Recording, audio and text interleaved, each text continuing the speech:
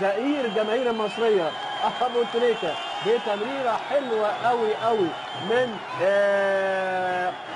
سيد معوض، ولكن التمريره كانت احلى من احمد فتحي. يلعبها لسيد معوض، يلمها سيد معوض ويلعبها حلوه قوي قوي. بصوا هنا بقى، بصوا مال بوسطه صح قوي وحط وش رجله صح قوي، والكوره دخلت صح قوي في احلى هدف حلو قوي قوي لابو تريكه منذ فتره طويله طويله. وكان ابو تريكه فعلا قال لك انا ما برتاحش الا مع مستر جوزيه. لك حق يا عم، الظاهر كده يعني الناس زعلت منه وبتاع. لعلي الشهري، وعلي الشهري على طول اماميه هناك. هل هيحصلها؟ حصلها الراجل وطالع عادل غلط جدا. يا راجل يا راجل يا راجل يا راجل، واضح جدا جدا الراجل راح يغطي على الكوره.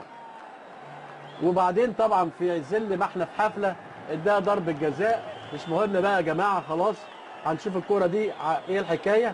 ادي مع جامبو يعني فيها برضه فاول الصراحه، انما الغلطه من الكابتن اللي رايح زي الديزل ده الصراحه يعني لازم بقى يعني ده انت بتحفظ يعني. شوف بقى يعني ماتش النادي الاهلي متقدم ومسيطر وعمل كل حاجه واحده، يعني المفروض ان احمد عادل كان ياخد باله. لسه بعيد الراجل قوي ورايح اهو، الراجل مغطش عليه، وبالتالي ده السيد عمل كل انواع الفاولات. هو فاول صح جدا ضربه جزاء لنادي القادسيه. يلا بقى احمد عادل غطي غلطتك، ومعين معين وحلوه، هدف حلو قوي لمعين بعد مضي 28 دقيقه من زمن الشوط الاول. معين شعباني يحط هدف من ضربه جزاء جميل جدا عشان المباراه تشد. وادي معين اهو يحطها على طول في سقف او في نص الجول زي ما انتم شايفين كده. هو تعدي من احمد عادل لانه هيعيدها تاني لعل وعسى بقى. وادي معين مره تانيه ويحطها احلى.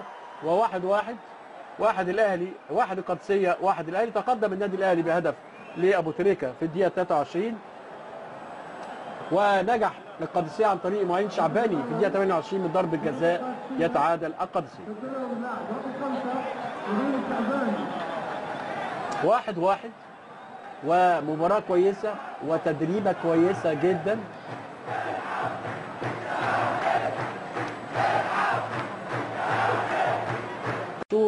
حسام عاشور على طول هناك اماميه هناك عند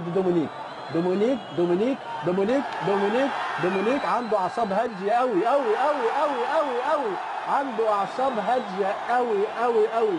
حاسس بيه انا من الماتشات اللي فاتت، حاسس بدومينيك من ضمن مميزات المهاجم الجامد قوي انه يبقى اعصابه هاديه ما يتسربعش قدام الجول. واخيرا دومينيك يحط الهدف الثاني للنادي الاهلي، هدف جميل لما هنشوفه. دومينيك هدف جميل في الدقيقه الاولى من الوقت الضائع من الشوط الاول. شوفوا حضراتكم بيروح وبص بيستمع الكوره، اتلعبت له الكوره وعلى طول رغم انها اتكعبلت مع معين، انما بصوا اهو خدها. بصوا بقى اي حد يلطش، انما لا استنى يا سلام، ثبت الناس كلها، ثبت الباك. بصوا عدى، بصوا ثبت الباك اهو وثبت الجول. وتعالى بقى هاتها بالشبكه زي ما بيقول حماده امام. وكوره حلوه حلوه حلوه، وكان بيلحقوا طلال الخيل ليه دومينيك الديزل وهدف.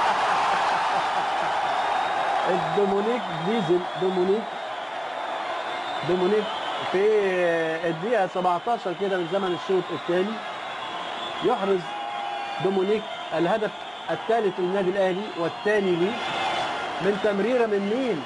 من محمد شوقي. بيفكرني بعز الدين يعقوب.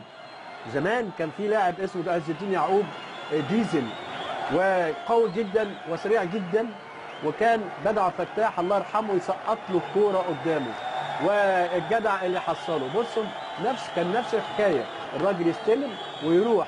بص السرعه، بص التهديد. ودومينيك والاهلي لقى ضلته، واعتقد ان الراجل ده هو بدا ياخد يزيد شعبيته على فلافيو بكتير قوي قوي قوي. 3 الاهلي 1 هو بيسلم على مستر جوزيه، باين عليه هيطلع، قول له كفايه كده، فعلا لازم احافظ عليه. هنشوف لكم 18 لقاء الذهاب وادي هاتوا خد ويلعبها حلوه قوي قوي لشبانه، وشبانه لفرانسيس، وفرانسيس يلعبها حلوه قوي لنفسه وهدف، وفرانسيس وهدف، وفرانسيس وهدف، وتويتو كده ما بين شبانه وفرانسيس. وكانت كوره مبعوثه من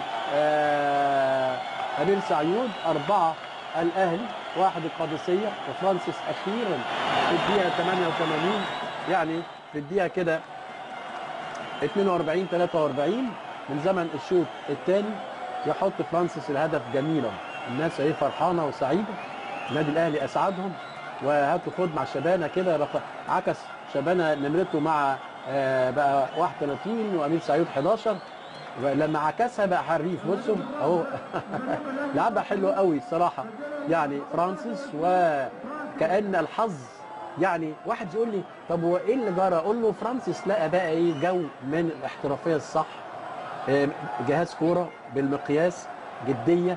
واحد هيقول لي يعني قبل كده ما كانش فيه جديه، اقول له لا، انا شخصيا لكم في عون حسام البدري في الفتره اللي قعدها، اللي هي كانت فتره هيجان وفتره عدم ثبات وفتره كده هو ما فيهاش استقرار، وفتره كان الكبير ب4 اهداف لهدف. ممكن الهدف الخامس ولا هدف الخامس والهدف الخامس الجميل جدا لشبانه، لبس الرقم 31، خد الفانيلا بتاع سعيود. وواحد من الناس اللي كانت برضو مش باينه اللي اسمه عبد الحميد شبانه.